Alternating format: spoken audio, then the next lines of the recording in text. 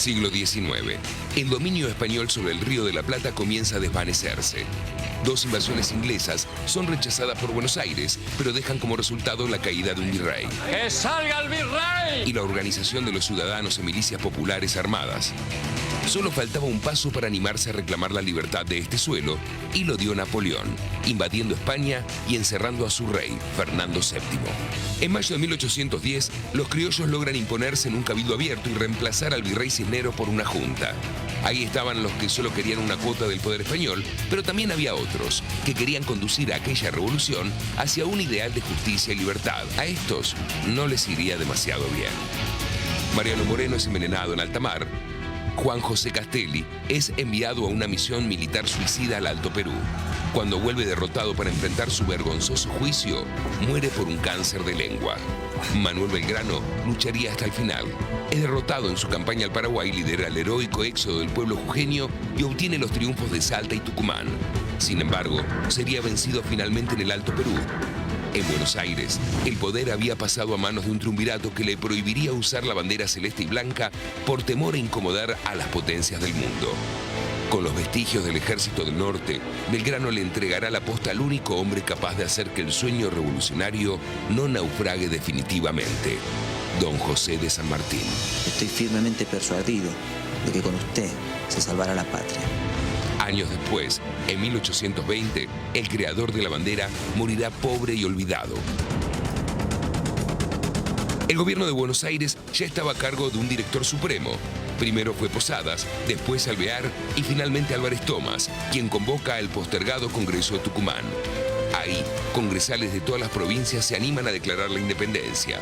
¿Queréis que las provincias de la Unión sean una nación libre de los reyes de España y su metrópoli? ¡Sí, queremos! Pero ahora había que convertir aquella declaración en una realidad. Había que derrotar definitivamente a los españoles. Para eso se preparaba José de San Martín.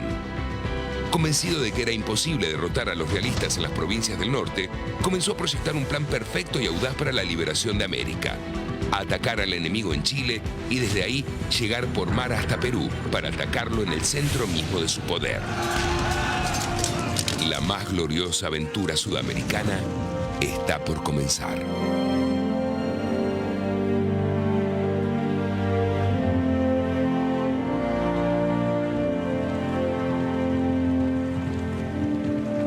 Fue cuando la Argentina parecía un sueño a punto de morir. Cuando aquel vertiginoso fervor de mayo comenzaba a oscurecerse, un hombre avanzaba en silencio hacia el encuentro que cambiaría su vida y la de todos. Era el momento de decidir que enfrentaría a los enemigos más diversos, al imperio, a la traición y a su propio destino de héroe. Belgrano es el más metódico de los que conozco en nuestra América, lleno de integridad y talento natural. No tendrá los conocimientos de un Bonaparte en cuanto a milicia, pero es lo mejor que tenemos en la América del Sur.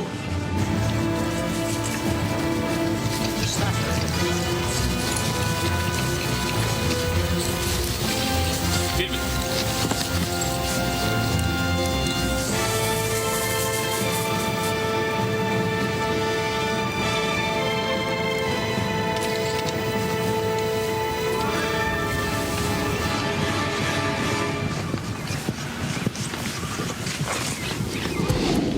Por aquel entonces el plan de San Martín parecía una utopía. Atacar a los españoles de Perú por mar desde Chile. Pero no lo va a hacer con el Ejército del Norte, mirá cómo están estos muchachos. Y lo que pasa es que son los sobrevivientes del Picapulla Yuma. Sí, pero ¿con quién va a defender la frontera norte? En realidad San Martín reorganiza este ejército del norte. Se traslada a Córdoba, desobedece a las autoridades centrales y deja a una persona de su absoluta confianza al frente de la frontera norte. Un tal Güemes. Güemes. Me suena Güemes. Muchos dicen que Güemes fue el primer guerrillero. Y miren que barrio Paquete de Buenos Aires le pusieron un monumento, ¿eh? Sí, la verdad que no creo que mucha de la gente que pasa por acá sepan quién fue Güemes, uno de los más grandes héroes de la independencia nacional. Y fíjate que empezó desde chiquito. A los 14 años participó en la defensa de Buenos Aires de las invasiones inglesas. Al mando de un grupo de jinetes tomó un buque inglés, el Justin, que había quedado varado en una orilla. Con la caballería tomaron un barco. Eso no se debe haber visto mucho, ¿no? Y otro milagro argentino, Mario. Lo que pasa es que el banco estaba cayendo en la orilla, ¿no? Pero lo cierto es que después de la Revolución de Mayo, Güemes se incorpora al Ejército del Norte que va hacia el Alto Perú. ¿Y después qué hace? Y bueno, un poco la tierra natal tira, ¿no? Entonces nos vamos para Salta. Vamos para Salta. Güemes vuelve a Salta en 1814. Por su experiencia militar se pone al frente de la resistencia a los realistas, organiza el pueblo, militariza la provincia y forma batallones de gauchos, que eran pequeñas partidas capaces de golpear y desaparecer rápidamente. Por eso se entiende lo del accionar guerrillero, pero ¿por qué los infernales? ¿Esto responde a tu pregunta? Felipe, ¿hace falta que estemos por estos pagos? Si querés saber lo que era sentir el asedio de la guerrilla de Güemes, sí. ¿Y si no queremos? Me parece que ya es demasiado tarde.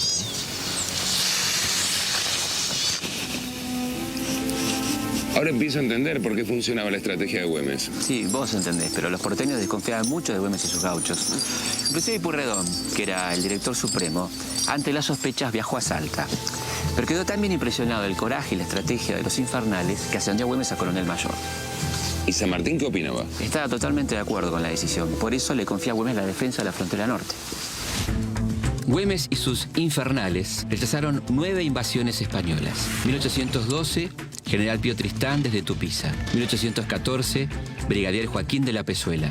1817, Mariscal José de la Serna desde Suipacha. 1818, Pedro Antonio Lanieta desde Uquía. 1819, Olanieta otra vez. Y en ese mismo año, José María Valdés desde Humahuaca. En 1820, el general Juan Ramírez Orozco. 1821, Marguegui desde León. Y también en ese año, Olanieta. Qué bueno estar a la civilización de vuelta. La verdad que el monte, como mínimo, me pareció tenebroso. Sí, pero no tanto como la actitud de unos sectores de la alta sociedad salteña. ¿Por qué? Mira, Güemes fue electo gobernador en 1815, uno de los primeros gobernadores electos de las Provincias Unidas del Río de la Plata. Y como Buenos Aires no se molestaba en mandarle recursos al Ejército del Norte, Güemes tuvo que recurrir a préstitos forzosos sobre esas altas sociedades salteñas, justamente, ¿no? Ah, les habrá caído bárbaro. Sí, estaban chochos, felices los tipos. Varios representantes de la oligarquía salteña huyeron a esconderse en los cuarteles enemigos. Fueron ellos los que guiaron a las fuerzas españolas conducidas por José María Valdés, alias Barbarucho, un coronel salteño traidor que estaba a las órdenes del ejército realista. Barbarucho era un conocedor del terreno y, contando con el apoyo de los terratenientes locales, ocupó la ciudad de Salta en junio de 1821. Güemes se refugia en la casa de su hermana, Magdalena Güemes de Tejada, Macacha. ¡General, enemigo!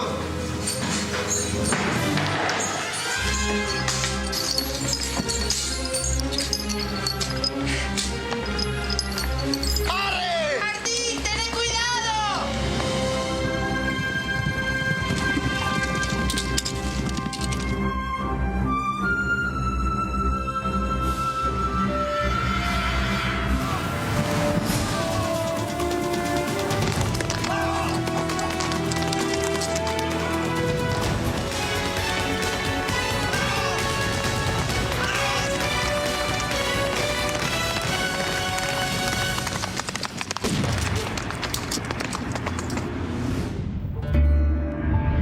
Trabajemos con empeño y tesón, que si las generaciones presentes nos son ingratas, las futuras venerarán nuestra memoria, que es la recompensa que deben esperar los patriotas.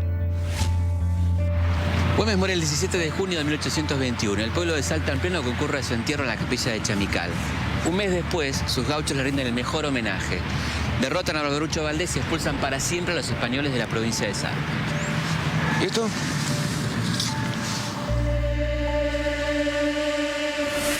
Murió el abominable Güemes al huir de la sorpresa que le hicieron los enemigos. Ya tenemos un cacique menos. ¡Qué titular vergonzoso!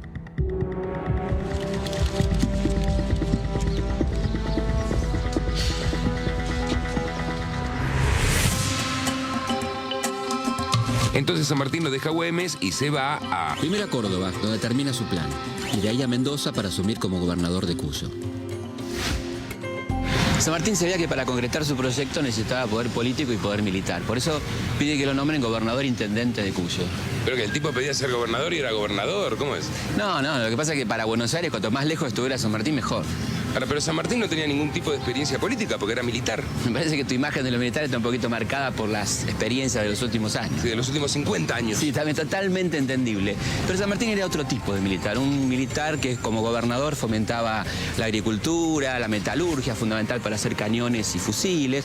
Fomentaba la educación popular, la cultura popular. Fundó bibliotecas, fundó escuelas. Hizo un sistema impositivo muy justo donde pagaban más los más ricos.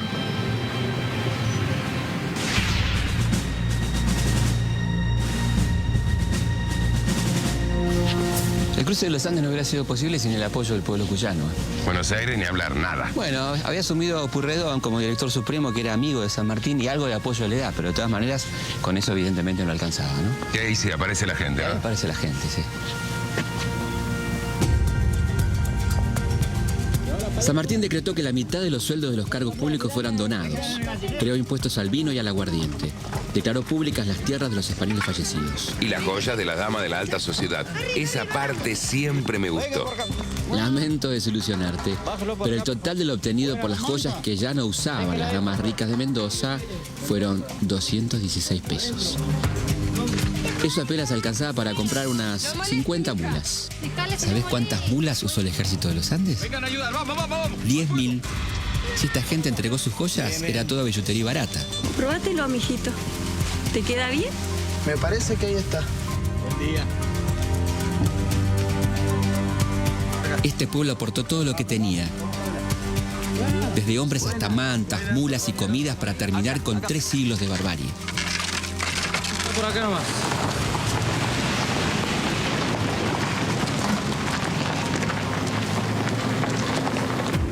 Si no puedo reunir las mulas que necesito, me voy a pie. Es menester hacer el último esfuerzo en Chile, pues si esta la perdemos, todo se lo lleva el diablo. Me falta el tiempo, el dinero y la salud. Pero así vamos tirando hasta la tremenda.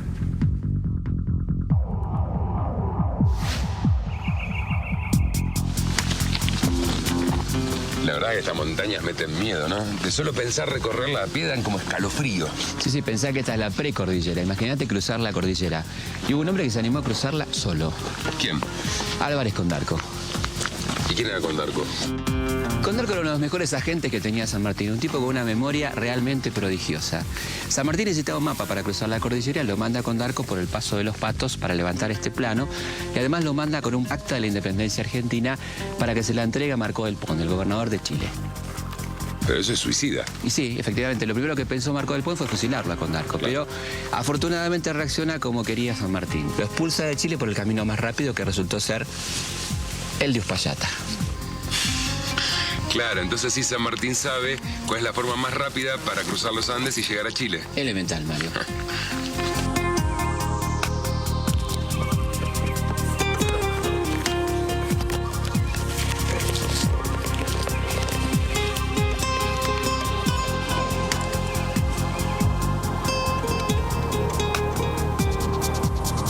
Realmente es un gran desafío cruzar los Andes, incluso hoy con todos los avances tecnológicos que hay, ¿no? Y pensé que las dificultades no terminaban en el terreno, en lo escarpado de las montañas o en los precipicios.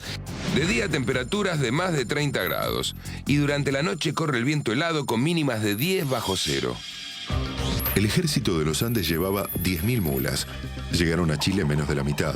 1.600 caballos, 700 reses, 5.500 hombres, 22 piezas de artillería.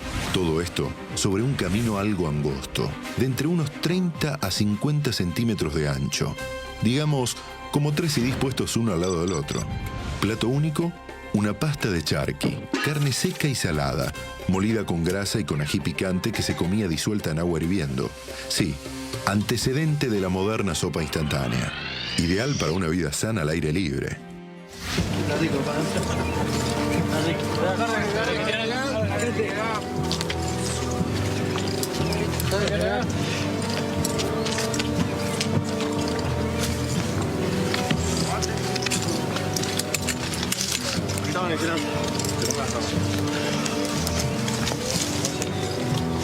Buenas tardes, general. Ahí dice la tropa.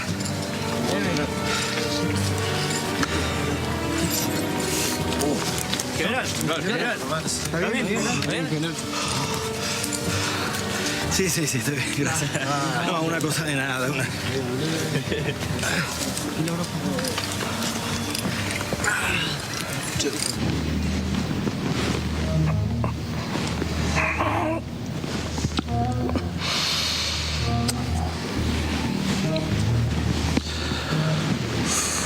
¿Cuál es el estado del paciente, doctor? Y la salud del general es muy precaria. Padece de problemas pulmonares, además tiene reuma y una úlcera estomacal. Este hombre debe tratarse y guardar reposo absoluto. Sí, no hay problema. Libera Chile y Perú y de ahí derechito a la cama. No, reposo absoluto, señores, reposo absoluto. Sí. Dígaselo a él.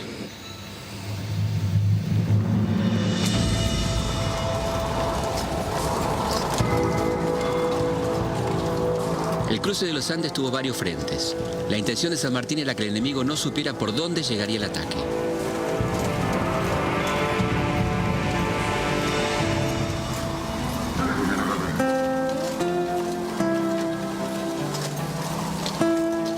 Antes de entrar en batalla, a cada soldado se le dará una ración de vino o aguardiente, prefiriéndolo primero.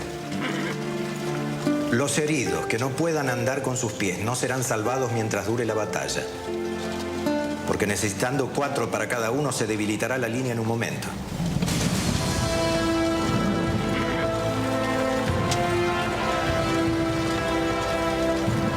Recomiendo a los jefes de caballería llevar a retaguardia un pelotón de 25 a 30 hombres para sablear a los soldados que intenten volverse.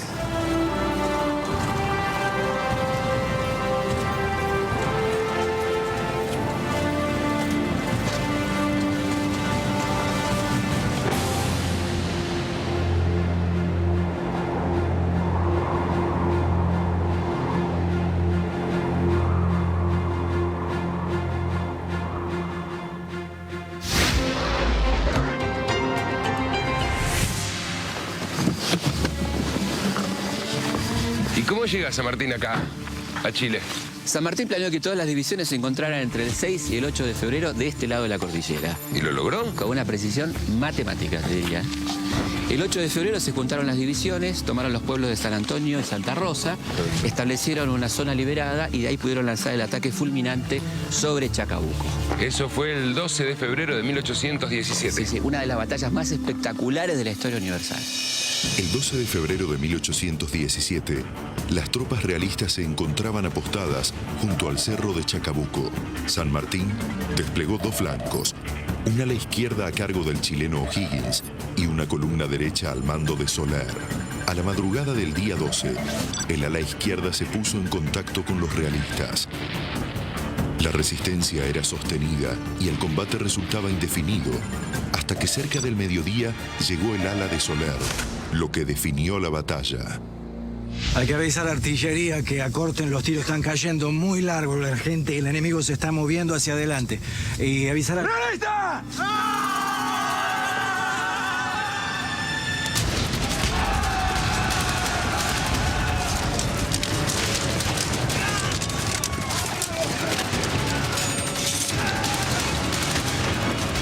Los realistas dejaron en el campo 500 muertos, 600 prisioneros y mucho armamento.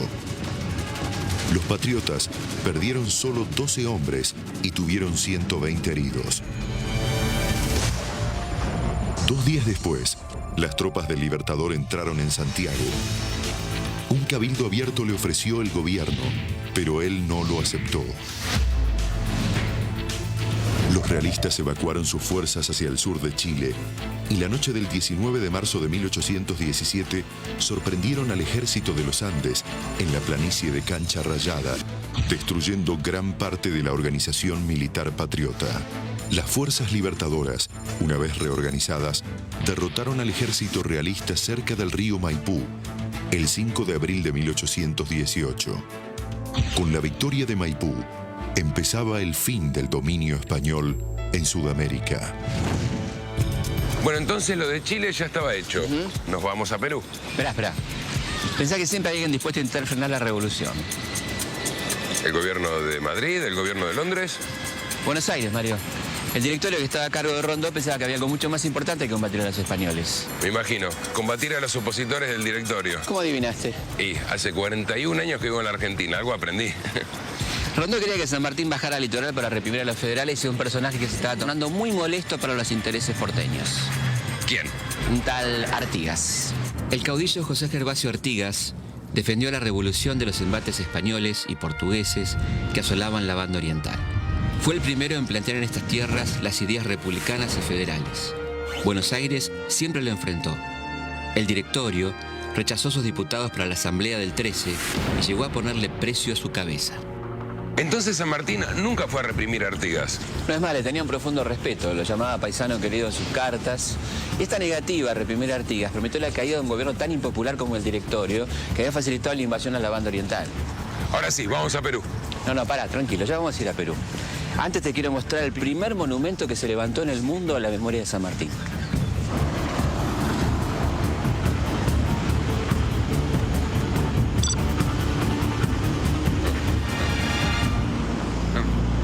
Perdón, muchachos, hay un error. El primer monumento que se hizo a San Martín no fue acá en Buenos Aires. Fue acá, en Santiago de Chile. Lo que pasa es que para los dirigentes porteños, San Martín era un traidor. Me imagino que esta vez San Martín no habrá recibido demasiada ayuda de Buenos Aires, ¿no? Subamos que te cuento. El gobierno de Buenos Aires le promete a San Martín 500.000 pesos para su campaña libertadora, pero solo le van a llegar 300.000. El eterno retorno. Qué hijos de... No, tranquilo, Mario, que San Martín no se achicó, ¿eh? Los gallegos creen que estamos cansados de pelear y que nuestros sables y bayonetas ya no cortan ni ensartan. Vamos a desengañarlos. La guerra se la tenemos que hacer del modo que podamos. Si no tenemos dinero, carne y un pedazo de tabaco no nos ha de faltar. Cuando se nos acaben los vestuarios andaremos en pelotas, como nuestros paisanos los indios. Seamos libres y lo demás no importa nada. La liberación de Chile alentó otro libertador americano. Bolívar. Claro, que había recuperado Bogotá y había formado la Gran Colombia.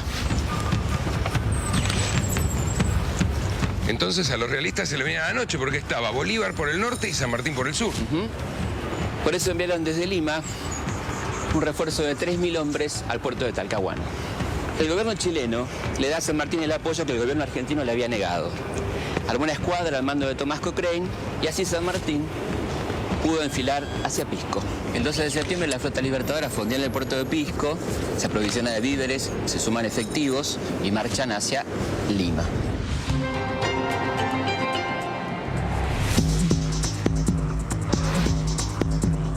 San Martín bloqueó el puerto de Lima mientras que el general Arenales marchó al interior para sublevar a la población nativa y obtuvo el importantísimo triunfo de Pasco. A partir de esto, evidentemente, el virrey se asustó y le propone a San Martín un armisticio.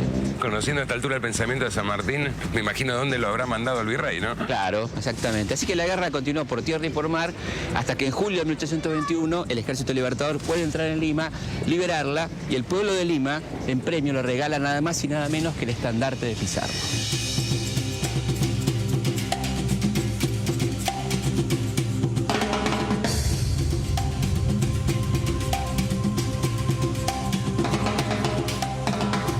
Habían pasado casi 3 siglos desde que Pizarro usurpó el imperio de los incas, instalando un régimen de terror, de saqueo. Finalmente San Martín podía cumplir su sueño de liberación del continente. Y de este mismo balcón proclamó la independencia del Perú. Obviamente habrán formado un gobierno independiente. Claro, que lo nombra protector del Perú con plenos poderes civiles y militares.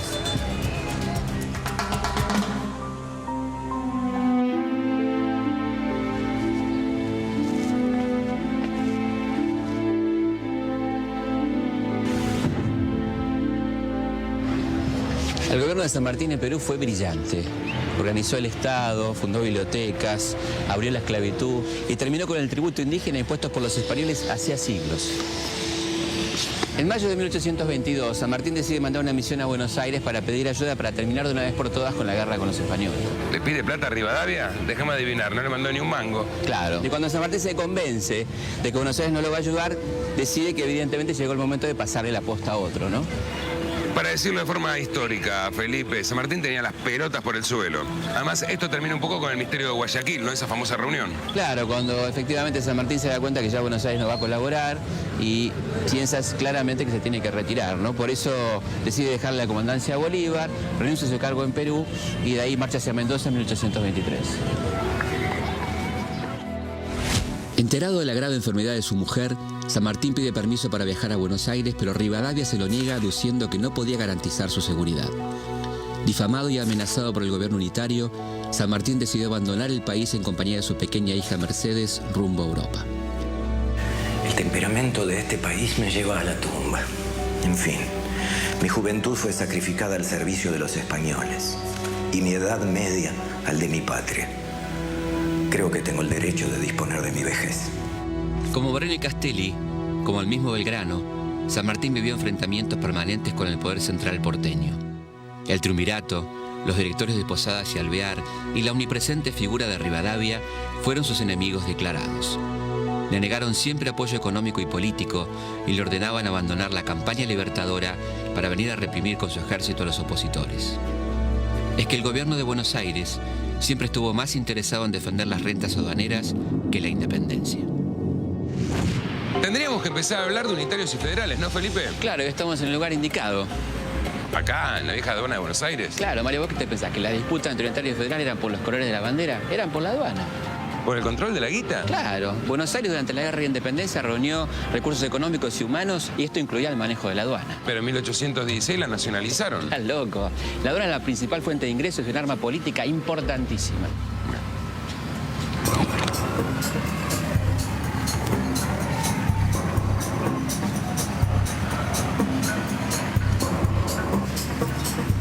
Los terratenientes de Buenos Aires y el litoral parecían conformarse con las ganancias obtenidas por la exportación de cuero, de tasajo, de cebo. No destinaron ni un centavo a la transformación de esa abundante materia prima en productos elaborados. Eso hubiera permitido el ahorro de muchas divisas, la creación de puestos de trabajo y una cierta autonomía frente al capital inglés. Vender materias primas para comprar productos elaborados. ¿Me suena, Felipe? Sí, lo que pasa es que las cosas no cambiaron demasiado.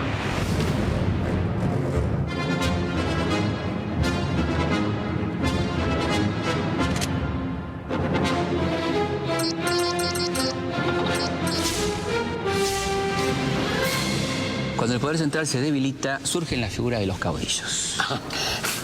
¿Y dónde salieron los caudillos? No, Mario, estamos jugando. Eran tipos que habían luchado contra los indios en la frontera, que habían combatido por la guerra de independencia. Era gente que tenía plata y estaba en mejores condiciones que el poder central para bancar un ejército, por ejemplo. Yo tengo un caudillo, López, en Santa Fe. Saco carta. Organiza Santa Fe, promueve en 1819 la sanción de una constitución provincial, democrática y federal. Toma, tengo una constitución. Sí, pero ojo que Buenos Aires también juega, ¿eh? Ahora saco yo. El Congreso Nacional sanciona una constitución para las Provincias Unidas inspiradas por principios aristocráticos y centralistas. Sí, pero no vamos a aceptar semejante constitución, Felipe. Sí, pero Buenos Aires tampoco va a aceptar que las provincias hagan lo que quieran. ¿Está todo mal? Como Entre Ríos y Santa Fe se está mandando para Buenos Aires, nuestros muchachos se defienden. El directorio le pide ayuda al general Lecor, jefe de las fuerzas portuguesas en Brasil, para que invada la banda oriental. Así que Artigas se defiende. Así que yo voy a agarrar soldados y te voy a rodear Buenos Aires. El ejército del norte, que era lo único que aparentemente contaba el directorio, recibe la orden de bajar a Buenos Aires. ¡No! Porque en la posta de Arequitos se sublevan a instancias del general Bustos de Córdoba, que quería precisamente que Córdoba sea independiente por de Buenos Aires. Así que decirle adiós a estos.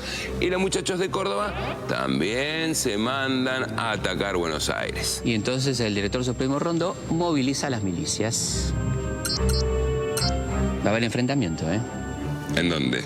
En Cepeda.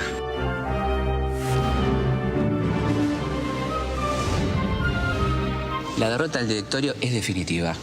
Los vencedores de Cepeda, López y Ramírez, exigen la desaparición del poder central, la disolución del Congreso y la plena autonomía de las provincias. Entonces Bustos se asegura Córdoba. Ramírez lo imita en Entre Ríos e Ibarra en Santiago del Estero. Si no me equivoco, Arauz en Tucumán. Efectivamente, pero ojo que Buenos Aires también se constituye como provincia independiente y su primer gobernador, Zarratea, firma con los caudillos el Tratado del Pilar, que establece la necesidad de conformar un nuevo poder central. Claro, y también comprometerse con Artigas a consultarle todo. Sí, pero era una mera formalidad. ¿Por qué? Y porque era consultarlo sobre un hecho consumado. Así que, en definitiva, la Liga de los Pueblos Libres que habían formado López, Artigas y Ramírez queda liquidada. ¿Y qué pasa con Artigas? Marcha al exilio en Paraguay, donde morirá solo y olvidado en 1850. 1850, como San Martín. Exactamente. Artigas pasó 30 años exiliado en el Paraguay. Vivía humildemente en una modesta chacra, rodeado de indios y campesinos que hablaban en guaraní y lo llamaban Caraí Marangatú, padre de los pobres. Murió en Ibiray, un pueblo rodeado de bosques, a los 86 años, el 23 de septiembre de 1850. Solo 4 personas acompañaron los restos de Artigas y pagaron su sepultura, una solitaria tumba en la tierra. 5 años después, su cuerpo fue repatriado al Uruguay. Las Provincias Unidas entran en un largo periodo de anarquía. ¿Qué es lo mismo que decir que entran en un gran quilombo? Algo así.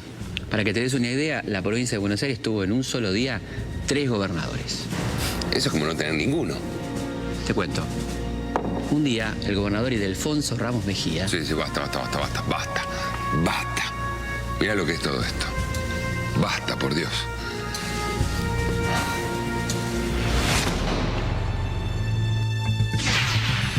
Buenos Aires, que había liderado el proceso independentista, era incapaz de disciplinar al resto de las provincias en un proyecto común, principalmente por su negativa a compartir los ingresos de la aduana.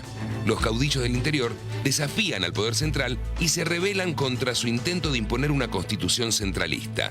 Tras la derrota de Cepeda, el directorio se disuelve y el territorio de las Provincias Unidas quedó dividido en gobernaciones.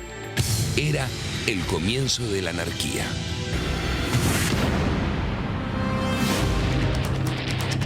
La provincia de Buenos Aires está atravesada por serios conflictos internos.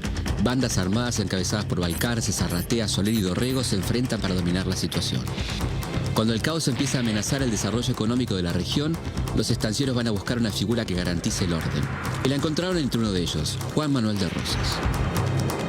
¿Hasta cuándo vagaremos de revolución en revolución? ¿Hasta cuándo el crimen será halagado por la impunidad? ¿Cuándo será el día en que los juramentos tengan algo de sagrado? La unión, mis compatriotas, la santa unión, la patria nos la pide. Con sus colorados del monte, Rosas logra imponer como gobernador a Martín Rodríguez, cerrando así la etapa más turbulenta de la provincia. Rodríguez jura como gobernador en septiembre de 1820 y nombra a su gabinete a Manuel José García. El que había intentado vender el país a los ingleses. Y también nombra a un tal Rivadavia, el que lo vendió.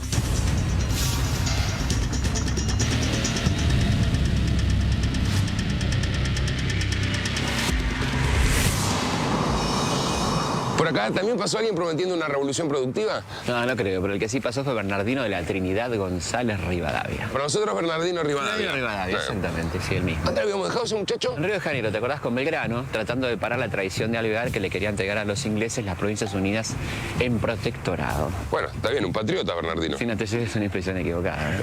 Lo cierto es que Rivadavia se queda en Londres hasta 1821. No sé, no te noto muy interesado. Te estoy contando y me parece que... No, estoy interesado. Lo que pasa es que hace frío, está por llover, está por ser de noche. Y no me parece un barrio muy amigable. Pero sabes que a Rivadavia, en cambio, Londres le encantó. Le gustó la revolución industrial, todos los avances tecnológicos, culturales, políticos, las ideas liberales. Y son muy amigos de un pensador liberal que se llamaba Jeremy Bentham. Qué grande y gloriosa es vuestra patria, mi querido amigo.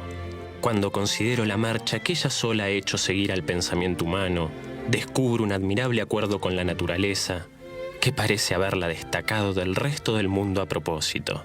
Y bueno, por supuesto quiero llevar todas estas novedades a Buenos Aires. ¿En qué año? 1821. Me parece que en 1821 Buenos Aires no era muy parecido a Inglaterra, ¿no? La verdad que no.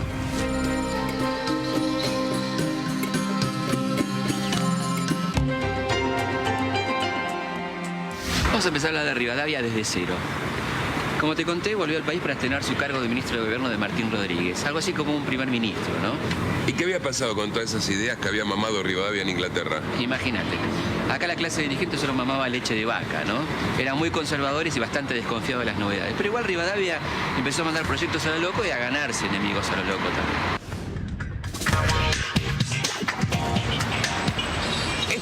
visto en otro lado?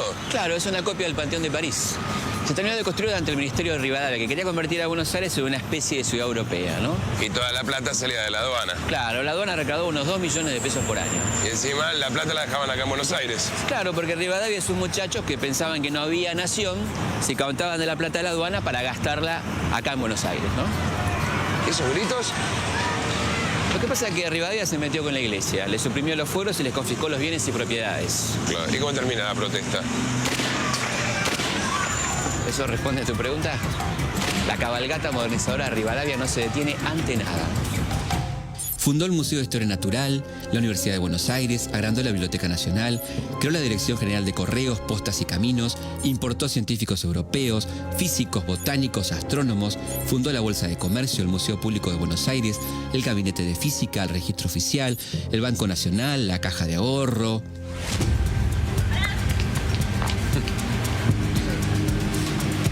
¿Qué está pasando acá? No sé, vamos a ver, Perdón, permiso. Permiso. Gracias.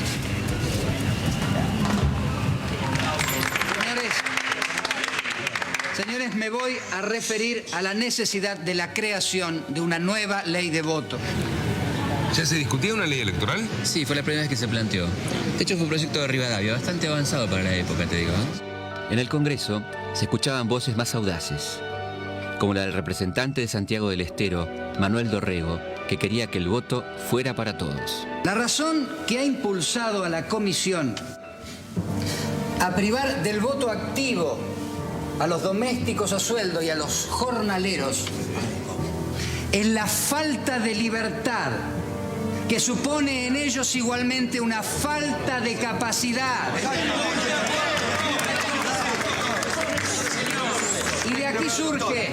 Y de aquí surge lo siguiente: la aristocracia, la más terrible, si se toma en cuenta esta resolución, porque es la aristocracia del dinero.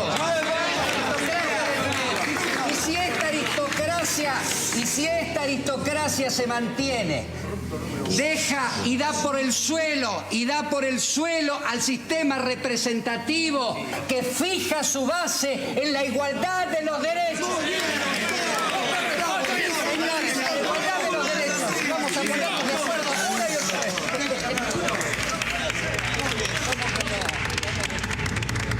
Permiso. Claro que los planteos de Dorrego van mucho más allá. Se tiraba en contra de los que solo querían que votaran los comerciantes y los capitalistas, ¿no? ¿Y cómo se votaba? ¿Por qué pregunta? Porque usted es un jornalero, hombre.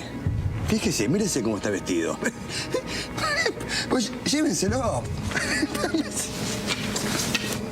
Es ridículo. Doctor. Fiscal. ¿Nombre? Bernardo Gutiérrez. Bernardo. ¿Edad? 40 años. ¿Oficio o abogado? Abogado, claro. ¿La propiedad dónde la tiene? En Avenida Real 245. ¿Y por quién vota? Por Juan José García. Doctor, usted vota por Saturnino Quintana. No, fiscal, yo voto por Juan José García. Doctor, por Saturnino Quintana vota hoy. Por García... No, por Quintana, doctor. Llévenselo. Usted vota por Saturnino Quintana porque es el máximo patriota del país. ¿Y ustedes? ¿Por quién votan? No. Nosotros ya nos estábamos yendo, no, estábamos... Sí. Doctor Igor Rodríguez. Mozo. Sí. 2 cafés, por favor. Sí, ya va. Dame un descanso, luego te pido un pequeño descanso. Sí, no hay problema, Mario, está bien. Pero mirá que la historia no para, ¿eh? Aunque a veces se olvida. O por lo menos algunos quieren que se olvide, ¿no? Como por ejemplo Rivadavia, que sentó un antecedente nefasto. No hizo lo que estoy pensando. Sí, dictó una ley de olvido. Pero, ¿con qué motivo hace esto este tipo? Y como siempre, para pacificar el territorio, para propender a la unidad nacional. Bla, exactamente. Es preciso no acordarse de las ingratitudes, ni de los errores, ni de las debilidades que han degradado a los hombres o afligido a los pueblos en esta empresa demasiado grande y famosa. Por esto, ha pensado el gobierno que obra dignamente proponiendo, en esta oportunidad, el adjunto proyecto de ley de olvido. 150 años después y estos tipos siguen usando las mismas excusas. Copian las mismas excusas. ¿Me pueden dejar escuchar? ¿Qué pasa? ¿Todavía está hablando de Dorrego? No, no creo. Ouçam, argentinos. Jamais entregaremos as terras do Rio da Prata. Se as desejam, terão guerra. ¡Guerra! Esas tierras son nuestras. ¿Qué dice el Brazuca? Dice que Brasil le declara la guerra a Argentina por la posesión de la banda oriental. Después te cuento. Argentinos. Felipe, ¿hay algo más que tenga que saber de Rivadavia? Sí, que fue nuestro primer presidente. ¿Y eso cómo fue? Y en 1824, representantes de todas las provincias se reunieron en Buenos Aires, que estaba gobernada por Las Heras. Sí. El Congreso sancionó la ley de presidencia, que creaba el cargo de presidente de la República, y don Bernardino estrenó con todas las pilas el cargo de presidente. Dictó la ley de capital, que transformó a Buenos Aires en capital de las Provincias Unidas del Río de la Plata.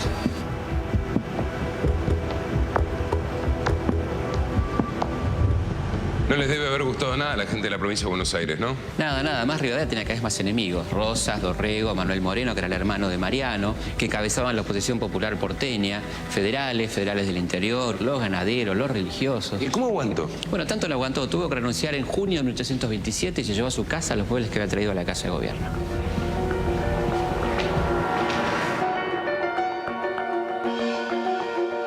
Todos no. Dejó el famoso sillón de Rivadavia. El sillón también se lo llevó Mario. Este no es el sillón de Rivadavia. Este es otro mito.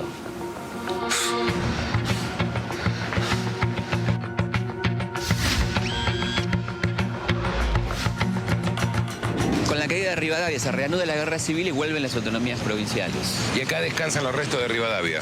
Sí, pero contra su voluntad. Ah, ¿cómo es eso? Y cuando él deja el poder se va a Europa y deja dicho en el testamento que su cuerpo nunca vuelva a Buenos Aires. Pero acá no se respeta ni siquiera la voluntad de los muertos.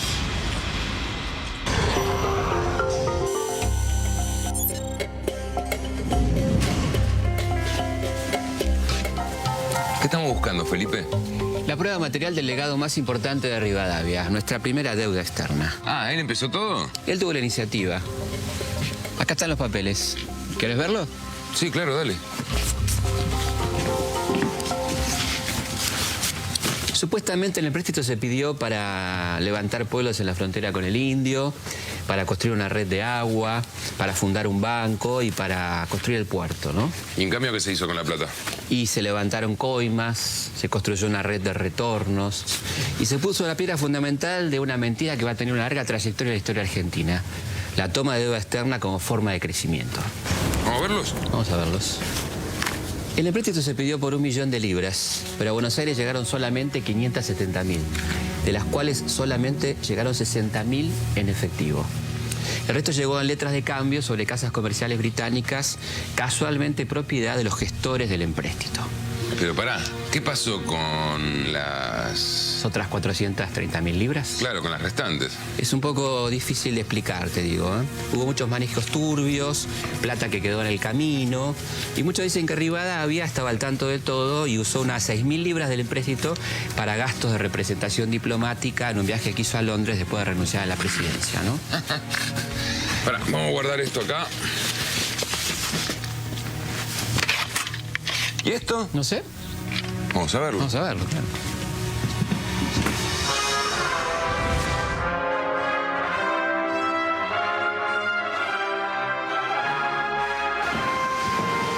Mr. Castro. Mr. Bering, it's always a pleasure meeting you. Likewise. Do sit down, please. Thank you. Well, I have a deal for you. You place the bonds of the £1 million at 85 in London, but you send 70 to Buenos Aires. The difference, 150, we divided 30,000 for you, 120,000 for us. But will the government of Buenos Aires agree to the operation on those terms? Mr. Bering, 120,000 guarantee the approval of the government of Buenos Aires. Perfect, then. We have a deal. Do indeed. Che, qué tipo patriótico este Félix Castro. Sí, pero la cosa no terminó ahí, ¿eh?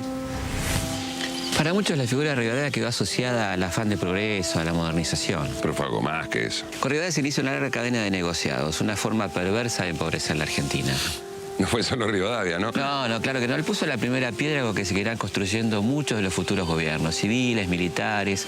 Un vaciamiento de recursos que hizo que la Argentina, la independencia de nuestro país, fuera así como una especie de formalidad, te diría. Qué tremendo. Ahora, Felipe, ¿no me contaste qué pusimos de garantía para semejante empréstito?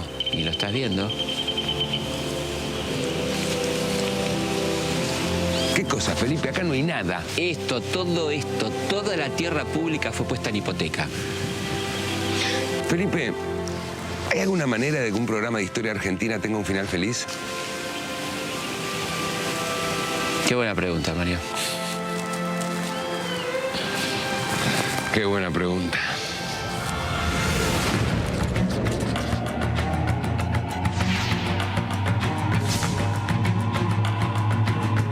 En el próximo capítulo de Algo Habrán Hecho, el primer clásico Argentina-Brasil fue algo más que un encuentro deportivo. Cómo se gana una guerra y se entregan las tierras disputadas. Hoy se pudrió todo. Lavalle da el primer golpe de estado de la historia argentina. Mi general, coronel. Mi general, ya lo que viene, coronel. La respuesta es no. ¡Fuego! El misterioso asesinato de Facundo Quiroga. ¡Ayuda! ¿Qué pasa, carajo? Estamos llegando tarde. ¿Sabes quién iba en esa carreta? Ni idea. Facundo Quiroga. ¿Quién fue realmente Juan Manuel de Rosas? Ortiz de Rosas. El rey es como un padre. Amar, gobernar, castigar y recompensar. Es todo lo que debe hacer. ¿El héroe que defendió la soberanía o el líder de un régimen de terror? ¡Una niña federal! Y le pido al Todopoderoso que no me dé una muerte natural, sino degollando franceses unitarios. ¡Mueran los salvajes unitarios! ¡Viva la Santa Confederación! La televisión argentina entra por primera vez a la casa donde murió San Martín en Boulogne-sur-Mer. ¿San Martín no muere en este cuarto? No muere en este cuarto. Algo habrán hecho. La historia continúa.